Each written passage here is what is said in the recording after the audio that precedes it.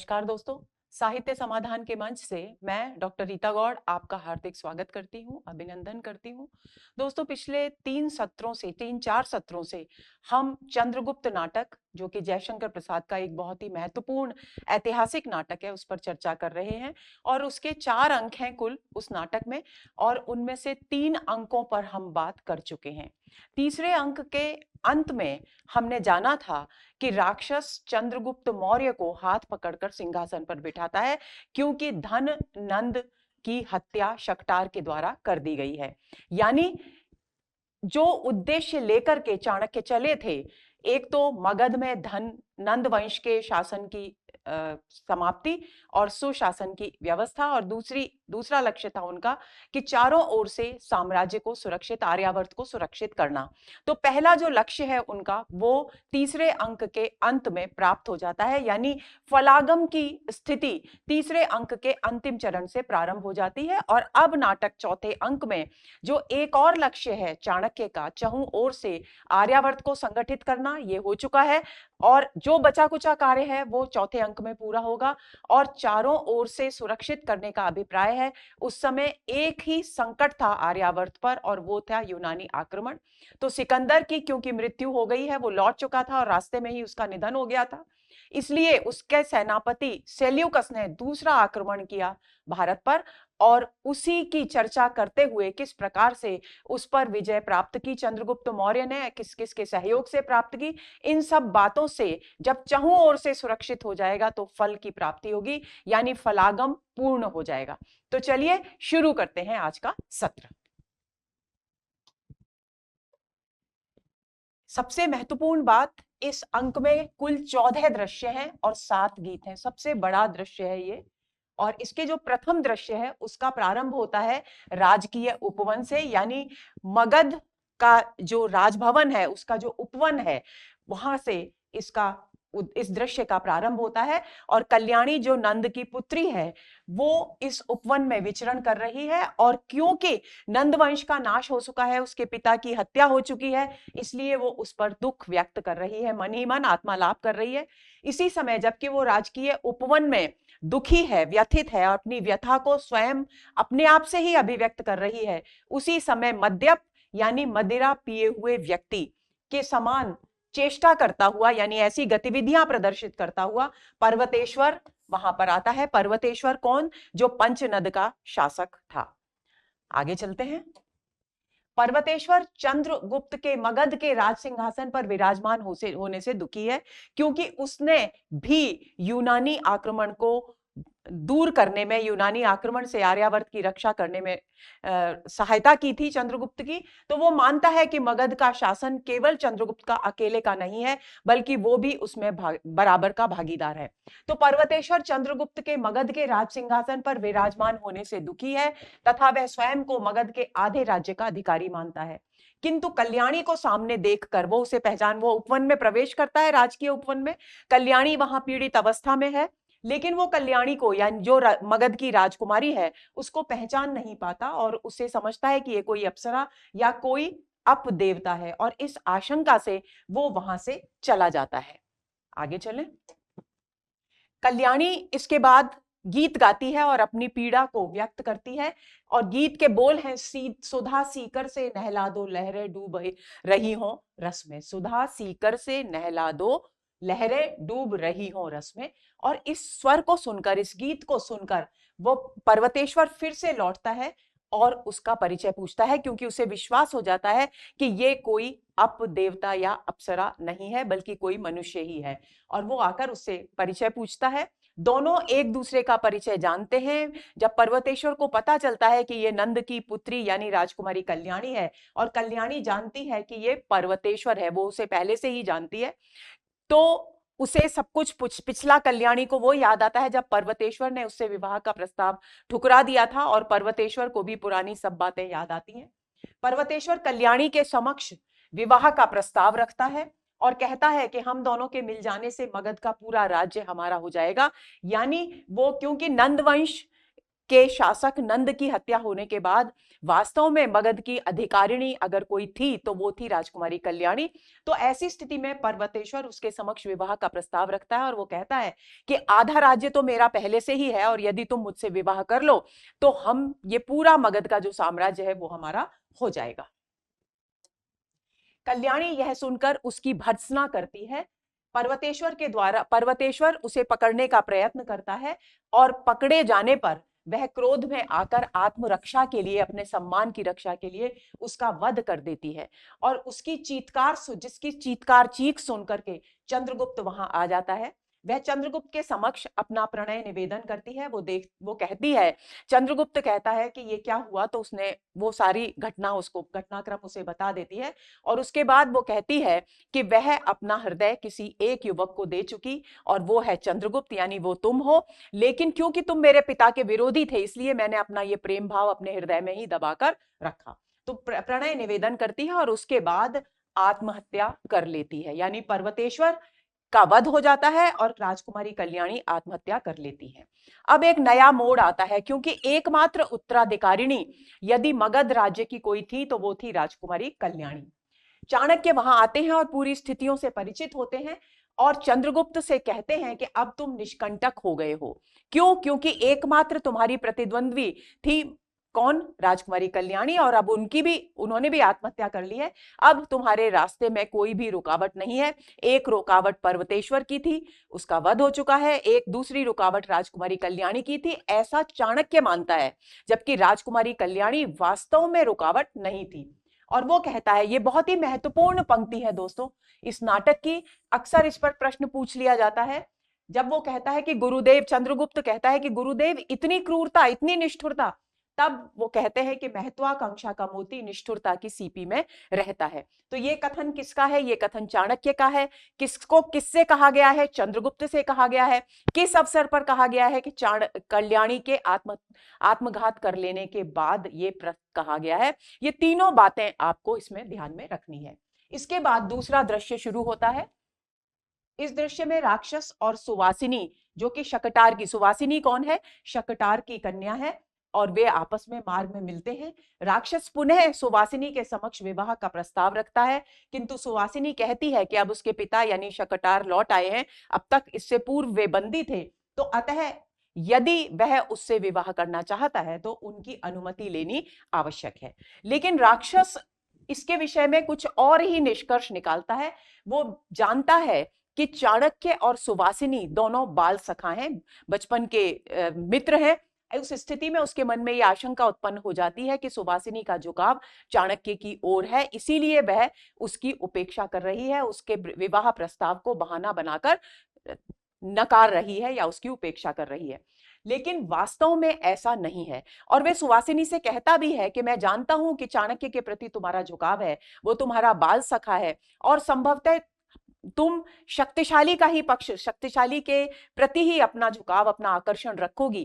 तब सुवासिनी इससे इनकार भी करती है, लेकिन फिर भी राक्षस के मन में उसकी बात पर विश्वास नहीं होता और वो मन ही मन स्वयं को चाणक्य से संघर्ष करने के लिए तैयार करता हुआ वहां से चला जाता है, क्योंकि वो जानता है कि उसे सुवासिनी से विवाह करना है और उसके विचार में चाणक्य इस विवाह के बीच में सबसे बड़ी रुकावट है। इसके बाद तीसरा दृश्य प्रारंभ होता है। तीसरे दृश्य में शकटार यानी सुवासिनी के पिता, मौर्य कौन?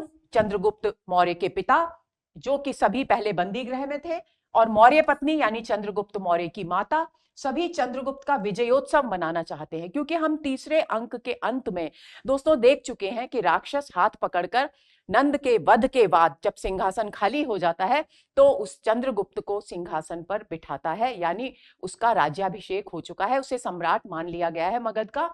तो इसकी, चंद्रगुप्त की ये बहुत बड़ी सफलता है। और शकटार, चंद्रगुप्त के माता पिता, ये तीनों चंद्रगुप्त की इस सफलता का उत्सव मनाना चाहते हैं। परंतु चाणक्य क्योंकि कूटनीतिज्ञ है, दूरदर्शी है, तो वो इस विजयोत्सव को मनाना राजनीतिक दृष्टि से उचित नहीं समझता, इसलिए वो मना कर देता है। और परिणाम ये होता है कि ये सभी असंतुष्ट होकर के वहां से चले जाते हैं। कुछ ही देर बाद कात्यायन, जिन्होंने वार्तिक लिखा, वररुचि के नाम से भी उनका यहाँ प्रसंग आया है, वे भी चाणक्य को अकेला छोड़कर चले जाते हैं। चाणक्य और कात्यायन की आपस में बातचीत होती है और उसके बाद वे भी चाणक्य को अकेला छोड़कर चले जाते हैं। अचानक वहां पर सुवासिनी आती है, यानी चाणक्य के पास सुवासिनी आती है और मार्ग में उसने अपने पिता को देखा था, तो वो चाणक्य से अपने पिता शकटार के दुखी होने का कारण पूछती है। क्योंकि चाणक्य ने विजयोत्सव के लिए मना कर दिया था, इसलिए दुखी होकर, पीड़ित होकर के चंद्रगुप्त के माता पिता और शकटार वहां से प्रस्थान कर गए थे। उसी दौरान सुवासिनी ने अपने पिता को दुखी देखा, तो उसे लगा कि संभवतः चाणक्य ने उनका अपमान किया है, इसीलिए वे दुखी हैं। तो वो वहां आकर पूछती है कि क्या तुमने उनका कोई अपमान किया है। दोनों में इस बात पर विवाद खड़ा हो जाता है और चाणक्य कहता है, मैंने उनका अपमान नहीं किया है, मैंने केवल विजयोत्सव के लिए मना किया है। इसी समय द्वारिक आता है, मालविका के आगमन की सूचना देता है। चाणक्य तुरंत मालविका को बुलाने के लिए कहता है। मालविका कौन है? जो प्रथम अंक से ही सिंधु देश की एक कुमारी, एक युवती के रूप में हमारे सामने आती है। इसके बाद एक चर यानी एक गुप्तचर चंद्रगुप्त के माता पिता के बाहर जाने का समाचार लाता है, जिसके प्रति चाणक्य निर्लिप्त से दिखाई देते हैं, यानी उन्हें इस समाचार को जानकर उन पर कोई प्रभाव नहीं पड़ता। इसी समय एक दूसरा चर आता है और वाल्मीक में यवन सेना के एकत्र होने और विजेता सेल्यूकस के द्वारा सिकंदर के पूर्वी प्रांतों की ओर ध्यान देने का समाचार लाता है। देखिए, राज्यारोहण हो चुका, सिंहासनारोहण हो चुका चंद्रगुप्त का, एक लक्ष्य प्राप्त हो गया, लेकिन अभी आर्यावर्त यानी मगध साम्राज्य और संपूर्ण आर्यावर्त सुरक्षित नहीं है।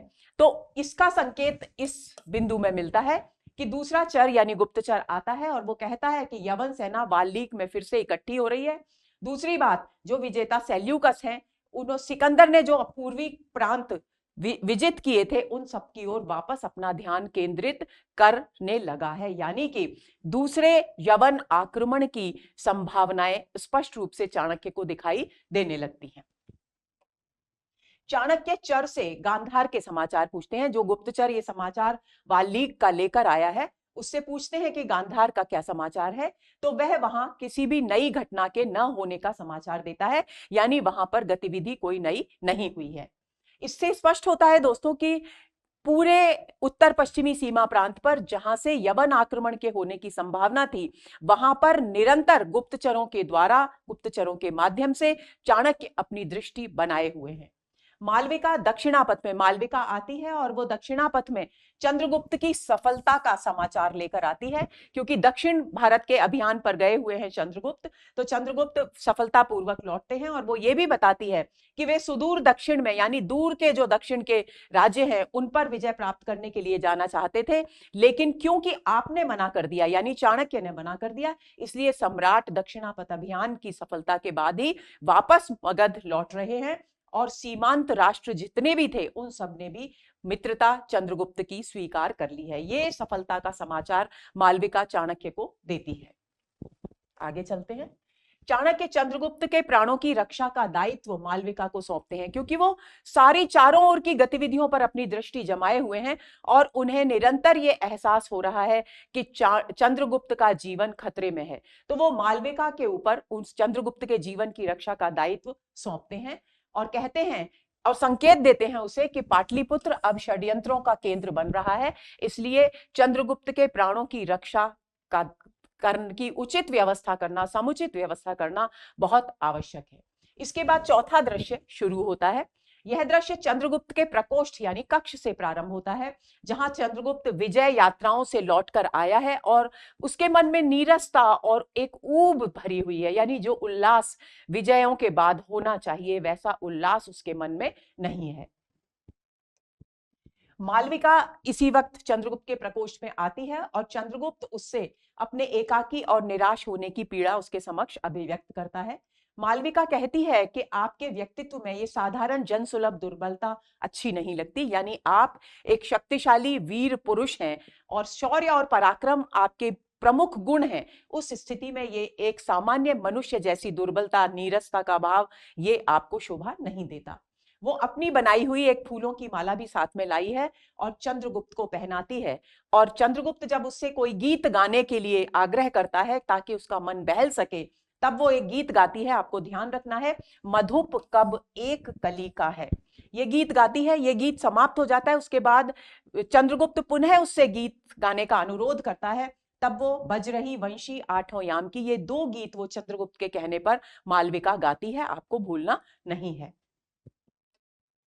मालविका सुरक्षा की दृष्टि से, क्योंकि चाणक्य ने चंद्रगुप्त की सुरक्षा का दायित्व मालविका पर सौंपा है, इसलिए वो चंद्रसौध नामक एक भवन में चंद्रगुप्त के शयन का प्रबंध कराती है। यानी जो चंद्रगुप्त का नित्य सोने का जो शयन कक्ष था, उसमें वो उसकी व्यवस्था शयन की नहीं करती, बल्कि दूसरे भवन में, चंद्रसौध नामक भवन में उसके सोने की व्यवस्था करती है। और चंद्रगुप्त के पूछने पर वो कहती है कि अभी वो परिष्कृत नहीं हुआ है, यानी उसकी साफ सफाई और व्यवस्था नहीं हो सकी है, इसलिए आज आपके शयन की जो व्यवस्था है वो चंद्रसौध में की गई है। और चंद्रगुप्त तथा स्वयं उसकी शैया पर उसी का वस्त्र, उसी का परिच्छेद पहनकर सो जाती है, क्योंकि चाणक्य ने कहा था कि आज घातक चंद्रगुप्त के कक्ष में आएंगे, ये संकेत उसे चाणक्य ने पहले ही दे दिया था। तो वो स्वयं उसके वस्त्र पहनकर उसकी शैया पर सोती है और चंद्रगुप्त के सोने का इंतजाम चंद्रसौध नामक भवन में करती है। इसको भी आपको नाम को भूलना नहीं है। चंद्रगुप्त प्रतिहारी और कंचुकी के साथ चंद्रसौध में शयन के लिए चला जाता है। इसके बाद पांचवां दृश्य प्रारंभ होता है। इस दृश्य में चंद्रगुप्त चाणक्य को बुलवाता है। चंद्रगुप्त भारी मन से उन्हें प्रणाम करता है। तो चाणक्य पूछते हैं कि आज ये तुम्हारा प्रणाम इतना भारी क्यों है? तो वो चंद्रगुप्त प्रश्न करता है कि उसके माता पिता को किसने निर्वासित किया, क्योंकि उसे यह सूचना मिली है कि चाणक्य ने उसके माता पिता को निर्वासित कर दिया है। चाणक्य कहते हैं कि मैंने उन्हें निर्वासित नहीं किया, बल्कि उन्होंने वानप्रस्थ लिया है, यानी वानप्रस्थ आश्रम में प्रवेश किया है। चंद्रगुप्त चाणक्य पर अपने कुटुंब का नियंत्रण भी अपने हाथ में लेने का आरोप लगाता है। यानी चंद्रगुप्त कहता है कि वे न केवल मगध की राजनीति पर और संपूर्ण आर्यावर्त की राजनीति को अपनी मुट्ठी में किए हुए हैं, बल्कि वे उसके परिवार को भी अपनी मुट्ठी में किए हुए हैं, और इस बात के प्रति वो क्षोभ, व्यथा, पीड़ा अभिव्यक्त करता है। आगे चलें। चाणक्य ये सुनकर बहुत दुखी हो जाते हैं और वहां से प्रस्थान करते हैं। इसी समय सिंहरण कुछ विद्रोही और षड्यंत्रकारियों के पकड़े जाने और मालविका की हत्या होने का समाचार लेकर आता है और बताता है कि वह आप ही की शैया पर आपका परिच्छेद पहनकर सोई थी। यानी चाणक्य के कहने पर जो सुरक्षा की व्यवस्था मालविका ने की थी चंद्रगुप्त की, कि उसकी व्यवस्था सोने की चंद्रसौध भवन में की थी और स्वयं उसका वस्त्र पहनकर उसकी शैया पर सोई थी। और जब घातक आए, क्योंकि चाणक्य ने कह दिया था कि आज घातक चंद्रगुप्त के शयन कक्ष में यानी उसके भवन में आएंगे, तो उसको चंद्रगुप्त समझकर उसकी हत्या करके वहां से चले जाते हैं। और यह समाचार सिंहरण चंद्रगुप्त के पास लेकर आता है कि कुछ विद्रोही और षड्यंत्रकारी पकड़े गए हैं और मालविका की हत्या हो गई है, क्योंकि वो आपकी शैया पर आपका परिच्छेद पहन करके सोई थी। सिंहरण राक्षस को हत्यारों का नेता बताता है, यानी ये जितनी भी षड्यंत्र हुआ है, इसका जो नेतृत्व है वो राक्षस के हाथों में है, ऐसा सिंहरण चंद्रगुप्त से कहता है। और गुरुदेव चाणक्य को बुलाने की बात कहता है। यानी कि अब ये राजनीतिक कुचक्र इतना परिवर्तित हो चुका है कि वो चंद्रगुप्त से कहता है कि ऐसी स्थिति में गुरुदेव चाणक्य से सलाह लेनी चाहिए कि अगला कदम हमारा क्या हो। लेकिन चंद्रगुप्त उसे बताता है कि गुरुदेव यहां से मगध से चले गए हैं। गुरुदेव चाणक्य के जाने की बात सुनकर वह उनकी तलाश में, सिंहरण उनकी तलाश में चल देता है, क्योंकि उसे लग रहा है कि मगध की राजनीति में गुरुदेव के मार्गदर्शन की अत्यधिक आवश्यकता है। इसके बाद छठा दृश्य प्रारंभ होता है। यह दृश्य सिंधु नदी के तट पर एक पर्णकुटी बनी हुई है। उसमें चाणक्य और कात्यायन दोनों बैठे हुए हैं। कात्यायन, जिन्हें वररुचि के नाम से भी जानते हैं, हम बार बार दोहरा रही हूं, जिन्होंने वार्तिक की रचना की, वो और चाणक्य दोनों बैठे हैं और दोनों वार्तालाप आपस में कर रहे हैं। यानी चाणक्य चंद्रगुप्त के द्वारा यह आरोप लगाए जाने पर कि वे उनके कुटुंब का नियंत्रण भी अपने हाथ में ले रहे हैं, अप्रसन्न और व्यथित होकर के मगध से चले जाते हैं और सिंधु के तट पर पर्णकुटी में रहने लगते हैं। चाणक्य मंत्रित्व ग्रहण करने से, कात्यायन कहते हैं कि आपको मंत्री पद ग्रहण कर लेना चाहिए, लेकिन चाणक्य मंत्री पद ग्रहण करने से इनकार करते हैं और कात्यायन से कहते हैं कि जब तक गांधार का उपद्रव शांत नहीं हो जाता, क्योंकि यूनानियों की आक्रमण की गतिविधियां वहां बढ़ रही हैं, तब तक आप मंत्री पद संभालें। ये बात चाणक्य किससे कहते हैं? कात्यायन से कहते हैं। आगे चलें। कात्यायन बताते हैं कि राक्षस सेल्यूकस की कन्या को पढ़ाने के लिए आजकल वहीं रहता है, यानी गांधार में रहता है। यह कुचक्र उसी का चलाया हुआ है, अभी वह बाली की ओर गया है। ये सारी सूचना कात्यायन चाणक्य को देते हैं। कात्यायन कहते हैं कि उनका वार्तिक पूरा हो चुका है और अब वे मगध लौटना चाहते हैं। चाणक्य कात्यायन से शीघ्र मगध पहुंचने के लिए कहते हैं और कहते हैं कि वे वहां जाकर चंद्रगुप्त को यहां गांधार की ओर भेज दें, सिंधु तट की ओर भेज दें, लेकिन उसे यह ना बताएं कि मैं यहां पर मौजूद हूं, उपस्थित हूं, जब भी आवश्यकता होगी तब मैं स्वयं प्रकट हो जाऊंगा। साथ ही वो अपने विषय में बताने के लिए भी मना करते हैं। चाणक्य चंद्रगुप्त और यवन बाला यानी सेल्यूकस की पुत्री कार्नेलिया के विवाह में आचार्य बनने के लिए कात्यायन से प्रश्न करते हैं कि यदि चंद्रगुप्त और कार्नेलिया का विवाह संपन्न हो तो क्या वे उसमें आचार्य बनेंगे, यानी क्या वे उसमें महत्वपूर्ण भूमिका निभाएंगे। तब कात्यायन प्रसन्न होकर उन्हें अपनी स्वीकृति देते हैं और वहां से चले जाते हैं। इसी बीच एक चर आता है, एक और गुप्तचर आता है और आंभीक के आने की सूचना देता है। चाणक्य आंभीक से कहते हैं कि चंद्रगुप्त ने दक्षिणापथ में स्वर्णगिरी से पंचनद तक, पंचनद पर्वतेश्वर जहां के शासक थे, वहां तक विजय प्राप्त कर ली है। सौराष्ट्र यानी बंगाल, गुजरात से लेकर बंगाल तक एक महान साम्राज्य विजय करके एक महान साम्राज्य स्थापित किया है और जो एक आर्य साम्राज्य है। उत्तरापथ के जितने भी प्रमुख गणतंत्र थे, कौन कौन से, मालव, क्षुद्रक और यौधेय, ये तीनों सिंहरण के नेतृत्व में इस साम्राज्य के अंग बन चुके हैं। केवल तुम ही अलग हो, यानी केवल गांधार ही अलग है। अब आपको समझ में आ रहा होगा कि गांधार के उपद्रव की बात कहकर चाणक्य ने किस ओर संकेत किया था कात्यायन के समक्ष। यूनानी आक्रमण की संभावना तो है ही, साथ ही गांधार के आक्रमण, गांधार में विद्रोह उत्पन्न होने की संभावना है, क्योंकि गांधार से यानी आंभीक की ओर से वे अभी तक पूरी तरह से आश्वस्त नहीं हुए हैं। चाणक्य आंभीक से प्रश्न करते हैं कि क्या वह द्वितीय यवन आक्रमण से भारत के द्वार की रक्षा कर लेगा या पहले की तरह उत्कोच यानी रिश्वत यानी धन लेकर द्वार खोलकर स्वयं सब झंझटों से अलग हो जाएगा। स्पष्ट रूप से चाणक्य आंभीक से ये प्रश्न करते हैं। आंभीक अपनी भूल न दोहराने की बात कहता है और यह भी कहता है कि लेकिन वो अकेला यवन आक्रमण को नहीं रोक सकेगा। आगे चलें। इसी समय भीड़ के बीच जय घोष करती हुई, जयकारा करती हुई, जय के नारे लगाती हुई अलका आती है और वो एक गीत गा रही है उच्च स्वर में। हिमाद्रि तुंग श्रृंग से प्रबुद्ध शुद्ध भारती, बहुत ही प्रसिद्ध गीत है जयशंकर प्रसाद का। कौन से नाटक से है, यानी चंद्रगुप्त नाटक से है। किस अंक से है, चौथे अंक से है। किसके द्वारा गाया गया है, अलका के द्वारा गाया गया है। ये बात आपको ध्यान में रखनी है। और आर्य पताका, आर्यों का जो झंडा है आर्यावर्त का, वो अपने हाथ में लेकर आती है। उसके साथ लोगों की भीड़ है और वो तक्षशिला के नागरिकों में जागरूकता उत्पन्न कर रही है। किसके लिए, एक संगठित आर्यावर्त स्थापित करने के लिए, क्योंकि आंभीक ने अभी तक अपना राज्य यानी गांधार आर्यावर्त में नहीं मिलाया है। तो वो काम, वो जागृति आर्यावर्त के संगठन के प्रति और गांधार के आर्यावर्त का हिस्सा बनने के प्रति जो जागृति चाहिए, वो अलका करने लोगों में, नागरिकों में बढ़ा रही है, उत्पन्न कर रही है। आंभीक ये देखकर स्वयं भी आर्य साम्राज्य में शामिल होने के लिए तैयार हो जाता है। यानी आंभीक को आश्चर्य होता है कि जब अलका, उसकी बहन, इतनी देश सेवा कर सकती है तो उसे भी इस ओर अपने कदम बढ़ाने चाहिए। और वो चाणक्य के समक्ष अपनी स्वीकृति देता है कि वह भी आर्य साम्राज्य में शामिल होने के लिए तैयार है। यह सुनकर चाणक्य कहते हैं कि इस स्थिति में मगध की सेना तक्षशिला दुर्ग पर अधिकार करेगी, कि यदि तुम तैयार हो तो ऐसे ही नहीं मान लिया जाएगा कि तुमने कह दिया और हमने मान लिया, बल्कि मगध की सेना आएगी और गांधार की जो राजधानी है तक्षशिला, उसके दुर्ग पर अपना अधिकार स्थापित करेगी। तभी यह माना जाएगा कि गांधार भी अब आर्यावर्त का हिस्सा बन चुका है। आगे चलें। अलका गांधार और पंचनद का, और आगे चाणक्य कहते हैं कि गांधार और पंचनद यानी पंजाब, जहां के शासक थे पर्वतेश्वर, गांधार और पंचनद का शासन सूत्र संभालेगी और सिंहरण इस महाप्रदेश के शासक होंगे। आंभीक चाणक्य की सभी शर्तें स्वीकार कर लेता है। सिंहरण और अलका चंद्रगुप्त के विषय में हित वार्ता करते हैं, उसके भले के बारे में सोचते हैं। दोनों के प्रस्थान के बाद सुवासिनी वहां आती है और उसे देखकर चाणक्य चौंक जाते हैं।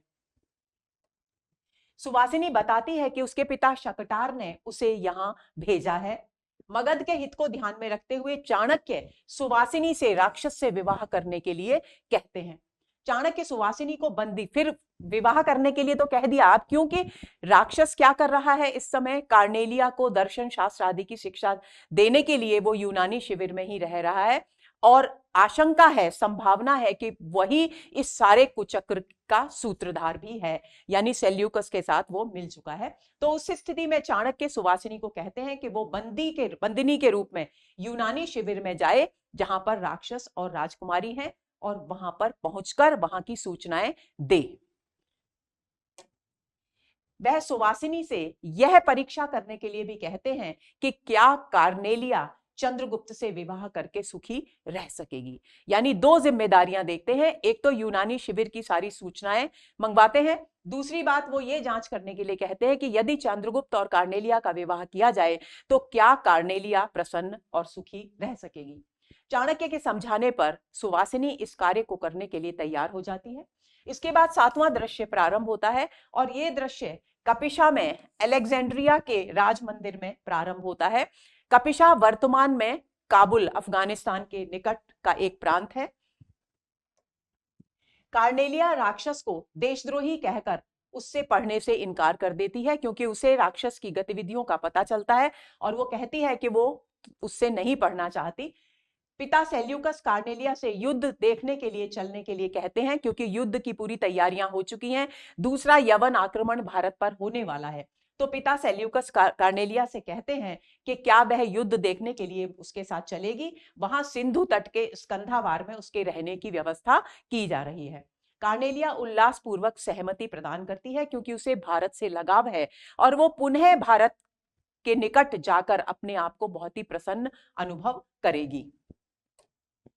इसके बाद 8वां दृश्य प्रारंभ होता है। इस दृश्य में चंद्रगुप्त और सैनिक मार्ग में चलते हुए आपस में बातचीत कर रहे हैं।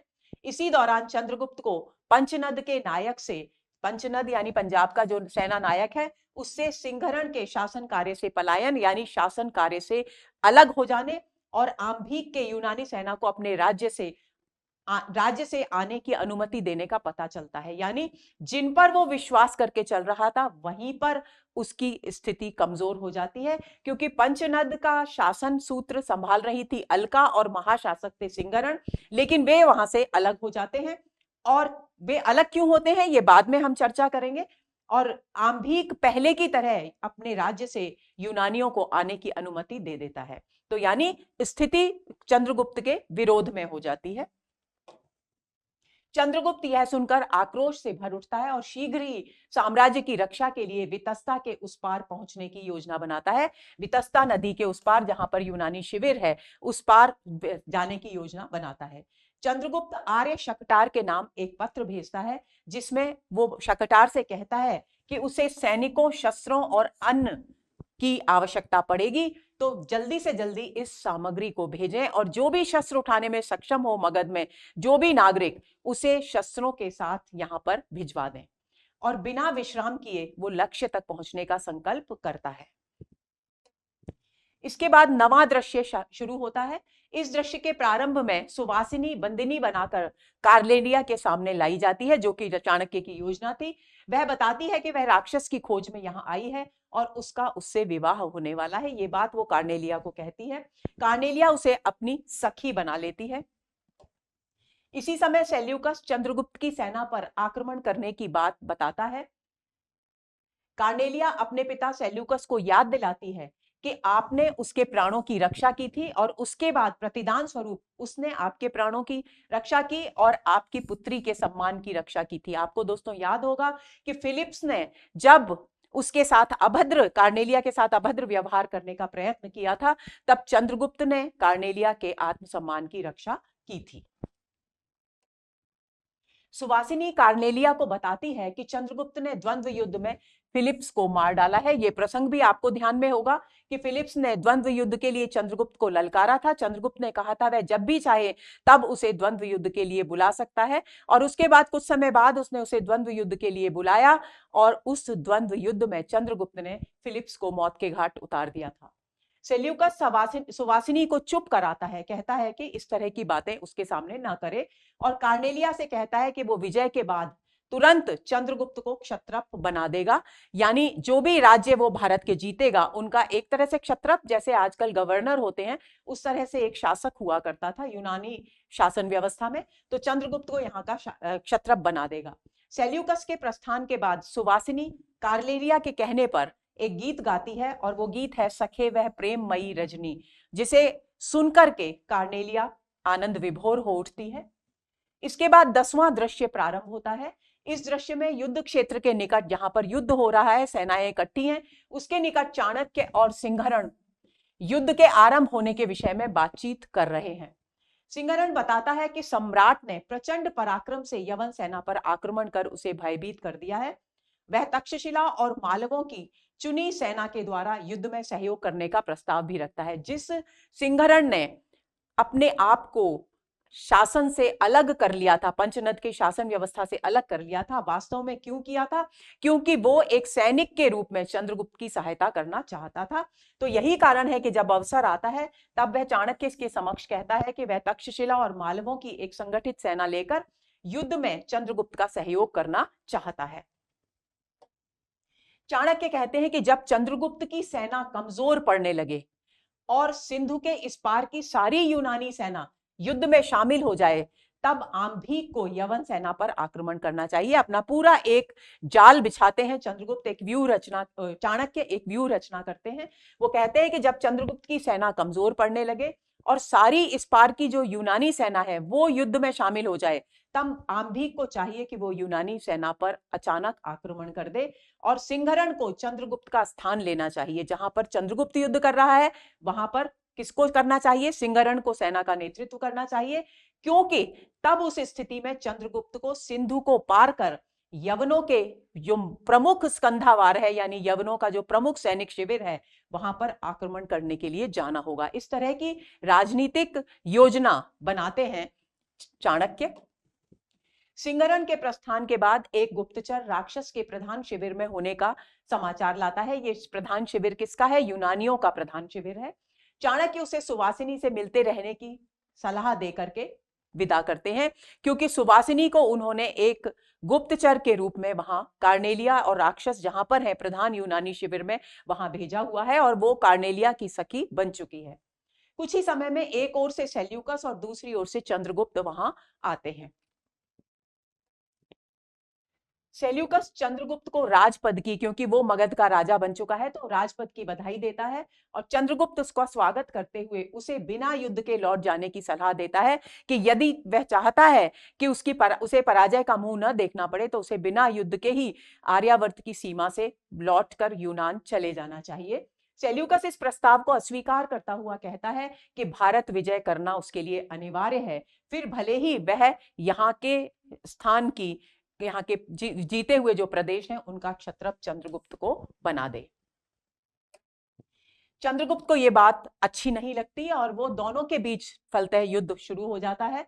आम्भीक यवन सेना के पीछे हटने की बात कहता है। इसी समय आम्भीक समाचार लाता है कि यूनानी सेना आक्रमण के बाद पीछे हटने लगी है और सेल्यूकस को घायल करते हुए आम्भीक की मृत्यु हो जाती है। यवन सेना ये युद्ध क्षेत्र से प्रस्थान कर लेती है। इसी समय सिंहरण सैनिकों के साथ प्रवेश करता है और चंद्रगुप्त से यूनानियों के प्रधान शिविर का अवरोध करने के लिए जाने का चाणक्य का संदेश बताता है। जो योजना चाणक्य ने बताई थी कि जिस समय यूनानी पक्ष, यूनानी सेना कमजोर होने लगे, तब सिंहरण को चंद्रगुप्त का स्थान लेना होगा और चंद्रगुप्त को नदी के पार, सिंधु नदी के पार जो प्रमुख स्कंधावार है, जो प्रमुख यूनानियों का सैन्य शिविर है, वहां पर आक्रमण करने के लिए जाना होगा। तो वही कार्य किया जाता है कि सिंहरण सैनिकों के साथ प्रवेश करता है और चंद्रगुप्त से यूनानियों के प्रधान शिविर का अवरोध करने का जो चाणक्य का संदेश है वो देता है और वहां उसे मालव और तक्षशिला, ये भी बताता है कि वहां उसे मालव और तक्षशिला की, यानी जो सिंहरण की सेना है वो उसे तैयार मिलेगी और वह स्वयं उसका स्थान संभाल लेता है। इसके बाद 11वां दृश्य प्रारंभ होता है। इस दृश्य में राक्षस और सुवासिनी युद्ध से भयभीत दिखाई देते हैं, क्योंकि प्रमुख जो स्कंधावार था यूनानियों का, उस पर आक्रमण चंद्रगुप्त का हो चुका है। सुवासिनी राक्षस से उसे बचाने की प्रार्थना करती है। इन दोनों के प्रस्थान के बाद कार्नेलिया मुख्य शिविर पर चंद्रगुप्त के आक्रमण से घबराकर कि चंद्रगुप्त ने आक्रमण कर लिया है, अब उसका जीवन खतरे में है, उससे घबराकर आत्मघात करने का प्रयत्न करती है, किंतु चंद्रगुप्त उसे रोक लेता है। इसी समय सैनिकों के साथ सेल्यूकस प्रवेश करता है। कार्नेलिया चंद्रगुप्त के हाथों पिता की पराजय के विषय में जानकर बहुत अधिक दुखी होती है। चंद्रगुप्त कार्नेलिया से सेल्यूकस के विश्राम की व्यवस्था, क्योंकि वो घायल है, उसकी व्यवस्था करने को कहता है, और यह भी कहता है कि हम लोग शत्रु नहीं हैं, हम भविष्य में भी मित्रों के समान मिल सकते हैं, भले ही उसके पिता पराजित हो गए हों तब भी। इसके बाद 12वां दृश्य आता है। 12वें दृश्य में मार्ग में जा रहे हैं कौन? सेल्यूकस के सहयोगी साइवर्टियस और मेगास्थनीज युद्ध के विषय में बातचीत कर रहे हैं। इसी समय सेल्यूकस वहां आता है। मेगास्थनीज उसे बताता है कि सीरिया, जो कि मूल राज्य था, मूल देश था किसका? सेल्यूकस का, जहां का वो शासक था, वहां पर ऑन्टिगोनस ने आक्रमण कर दिया है। तो वो इस इशारा ये है कि मेगास्थनीज उसे सलाह देता है कि उसे भारत विजय का स्वप्न छोड़ करके अपने सीरिया राज्य, जो कि उसका सुस्थापित साम्राज्य है, उसकी रक्षा के लिए अपने देश वापस लौट जाना चाहिए। पूर्व संचित सुरक्षित साम्राज्य की सुरक्षा करने की सलाह देता है। यह पूर्व संचित सुरक्षित साम्राज्य है सीरिया का। आगे चले। मेगास्थनीज बताता है कि चंद्रगुप्त ने संधि की शर्तें भी भेजी हैं। उसमें एक शर्त है राजकुमारी कार्नेलिया के साथ चंद्रगुप्त के विवाह की शर्त भी उसमें शामिल है। सेल्यूकस इस प्रस्ताव को अपमानजनक मानता है, परंतु जब मेगास्थनीज उसे समझाता है तो वह इस पर विचार करता है। इसी समय वो देखता है कि कार्नेलिया सामने से आ रही है, तो साइवर्टियस, मेगास्थनीज आदि जो भी उसके साथ उसके सहयोगी हैं, उन सभी को वहां से जाने के लिए कहता है, क्योंकि वो कार्नेलिया के हृदय की बात, यानी चंद्रगुप्त के विषय में वो क्या सोचती है, वो जानना चाहता था। कार्नेलिया पिता से चंद्रगुप्त को क्षमा करने की प्रार्थना करती है। सेल्यूकस बनावटी क्रोध से कहता है कि पिता को पराजित करने वाले पर तुम्हारी इतनी अनुकंपा, इतनी कृपा क्यों है? सेल्यूकस पुत्री के हृदय की बात समझ जाता है और उसे भारत की साम्राज्ञी बनने अर्थात चंद्रगुप्त से विवाह करने का आशीर्वाद देता है। इसके बाद 13वां दृश्य प्रारंभ होता है। यह दृश्य दांड्यायन, जो ऋषि दांड्यायन है, जिन्होंने घोषणा की थी चंद्रगुप्त के मगध का सम्राट बनने की, तो उस दांड्यायन के तपोवन में प्रारंभ होता है। यहां पर चाणक्य हैं और वो ध्यानमग्न है। इसी समय राक्षस और सुवासिनी भयभीत भाव से वहां आते हैं, क्योंकि वे अपनी रक्षा के लिए इधर उधर भटक रहे थे। दांड्यायन के आश्रम को उन्हें लगता है कि ये सबसे सुरक्षित स्थान है उनके लिए, तो वे वहां आते हैं। चारों ओर से वे आर्य सेना की घेराबंदी है और राक्षस बहुत अधिक भयभीत है। वे दोनों दांड्यायन के आश्रम को सुरक्षित स्थान जानकर वहां आश्रय लेने के लिए आते हैं, किंतु चाणक्य को वहां देखकर चौंक कर छिप जाते हैं, क्योंकि चाणक्य को राक्षस अपना विरोधी, अपना प्रतिद्वंद्वी मानता था। इसी समय मौर्य यानी चंद्रगुप्त के पिता झाड़ी से निकलकर चाणक्य को मारने का प्रयत्न करते हैं, किंतु सुवासिनी उनका हाथ पकड़ लेती है। तभी दूसरी ओर से अलका, सिंहरण और अपनी माता के साथ चंद्रगुप्त प्रवेश करता है। चंद्रगुप्त मौर्य साम्राज्य के निर्माणकर्ता ब्राह्मण का वध, यानी चाणक्य, किसने मौर्य साम्राज्य का निर्माण किया? चाणक्य ने किया। तो ब्राह्मण का वध करने का प्रयत्न करने पर पिता को अपराधी मानता है, किंतु चाणक्य उसका विरोध करते हैं। वे कहते हैं कि सम्राट वध हुआ नहीं है, प्रयत्न किया गया है, वध नहीं हुआ है। वध होता तो इसकी सजा होती, लेकिन क्योंकि वध नहीं हुआ है, अतः अब ये ब्राह्मण की इच्छा पर है, जिस पर आक्रमण किया गया है उसकी इच्छा पर है कि वो इस व्यवहार के लिए न्यायाधिकरण से प्रार्थना करे या ना करे। यानी संकेत है कि वे इस मौर्य के इस कार्य के लिए न्यायाधिकरण में जब प्रार्थना करेंगे ही नहीं, तो सजा मिलने का तो प्रश्न ही नहीं है। चंद्रगुप्त की रिश्तों से ऊपर उठकर न्याय करने की क्षमता देखकर चाणक्य प्रसन्न हो जाते हैं, क्योंकि उन्हें आर्यावर्त के लिए उसी तरह के एक योग्य और न्यायप्रिय शासक की तलाश थी। वे आश्वस्त हो जाते हैं कि चंद्रगुप्त भली भांति अपने कर्तव्य का पालन कर सकेगा, यानी रिश्तों की डोर भी उसको अपने कर्तव्य का पालन करने से नहीं रोक सकेगी। इसी समय राक्षस आकर चाणक्य की महानता स्वीकार करता हुआ उसका अभिनंदन करता है। चाणक्य आर्य शाकटार के भावी जामाता यानी दामाद, जमाई राज अमात्य राक्षस के लिए अपना मंत्री पद त्याग देता है। चाणक्य कहता है कि मेरे स्थान पर अमात्य राक्षस अमात्य होंगे मगध साम्राज्य के, और राक्षस से सुवासिनी को सुखी रखने के लिए कहता है, यानी राक्षस और सुवासिनी के विवाह को अपनी सहमति प्रदान करता है। सुवासिनी और राक्षस चाणक्य को प्रणाम करते हैं।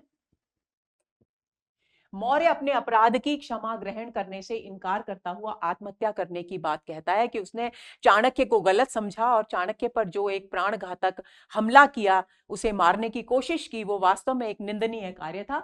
तो मुझे अब जीने का कोई अधिकार नहीं है, मुझे आत्महत्या कर लेनी चाहिए, ऐसा मौर्य यानी चंद्रगुप्त के पिता कहते हैं। चाणक्य उन्हें सलाह देता है कि आत्महत्या करने की आवश्यकता नहीं है, उन्हें काषाय यानी गेरुए वस्त्र धारण कर वन में प्रस्थान कर लेना चाहिए, यानी वानप्रस्थ में चले जाना चाहिए और ईश्वर में अपना ध्यान लगाना चाहिए। और चंद्रगुप्त से कहता है कि वह तत्काल अमात्य राक्षस को शस्त्र दे। शस्त्र देने का जो वाक्यांश है ये पहले भी आया है। तो शस्त्र देने का अर्थ है कि पद के लिए आमंत्रित करना। तो राक्षस को शस्त्र देने के लिए कहते हैं, इसका मतलब है कि वो उसे मगध राज्य का अमात्य का पद ग्रहण करने के लिए आमंत्रित करने के लिए कहते हैं चंद्रगुप्त से।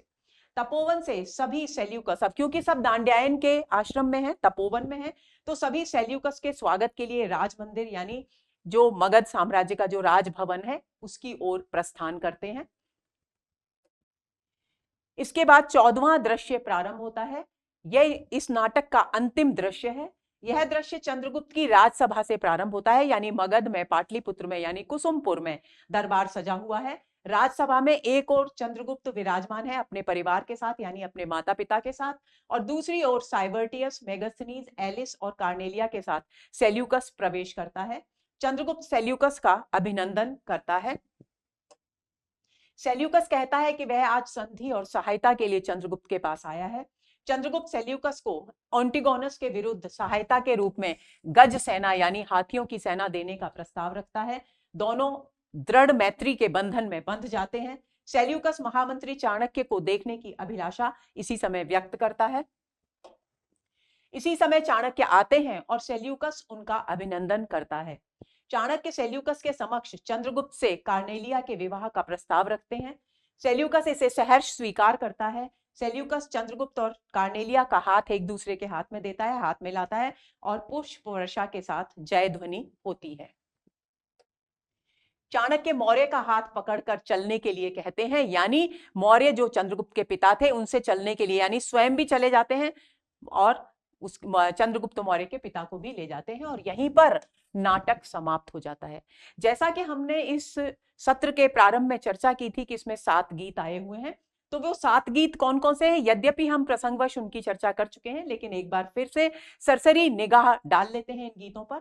सबसे पहला गीत है सुधा सीकर से नहरा दो, जिसे कल्याणी गाती है मगध के उपवन में। कैसी कड़ी रूप की ज्वाला, ये नेपथ्य से सुनाई देता है, यानी बैकग्राउंड से ये संगीत सुनाई देता है। इसके बाद मधुप कब एक कली का है, ये मालविका गाती है और चंद्रगुप्त के कहने पर, और बज रही वंशी आठों याम की, ये गीत भी मालविका के द्वारा गाया गया है। ओ मेरे जीवन की स्मृति, जब मालविका चंद्रगुप्त की शैया पर शयन के लिए जाती है, उसका वस्त्र पहनती है, तब वो ये गीत गाती है। उसके बाद अलका गाती है हिमाद्रि तुंग श्रृंग से प्रबुद्ध शुद्ध भारती, और अंत में सुवासिनी सखे वह प्रेममयी रजनी गीत गाती है। और इस प्रकार यहीं पर ये नाटक समाप्त हो जाता है। तो दोस्तों, ये हुआ हमारा आज का सत्र, और आज के सत्र में हमने चौथे अंक, चंद्रगुप्त नाटक के चौथे अंक पर विस्तार से चर्चा की। उम्मीद करती हूं कि इन चारों अंकों के माध्यम से आपको अच्छी तरह से कथावस्तु और उसमें आए अंतर जो प्रसंग हैं वो समझ में आ गए होंगे। यानी जिन 2 लक्ष्यों को लेकर के नाटककार चले थे चाणक्य के माध्यम से, पहला मगध में एक शक्तिशाली शासन की स्थापना करना, और दूसरा आर्यावर्त को संगठित कर चारों ओर से आक्रमणों से सुरक्षित करना। वो दोनों ही एक फल प्राप्त होता है तीसरे अंक के अंत में, जबकि चंद्रगुप्त को राक्षस सिंहासन पर बिठाता है, और दूसरा फल प्राप्त होता है चौथे अंक के अंत में, जबकि कार्नेलिया और चंद्रगुप्त का विवाह संपन्न हो जाता है। यानी यूनानी और मगध साम्राज्य के बीच संधि हो जाती है, दोनों मैत्री के बंधन में बंध जाते हैं, यानी यूनानी आक्रमण की जो आशंका थी, जो खतरा था, वो भी टल जाता है। यानी दोनों ही लक्ष्य, फलागम की जो स्थिति है वो चौथे अंक के अंत तक आते आते पूर्ण हो जाती है। तो ये हुआ हमारा आज का सत्र। उम्मीद करती हूं कि इन सभी सत्रों से आप बहुत अधिक लाभान्वित होंगे। अगले सत्र के इंतजार में रहिए। नमस्कार।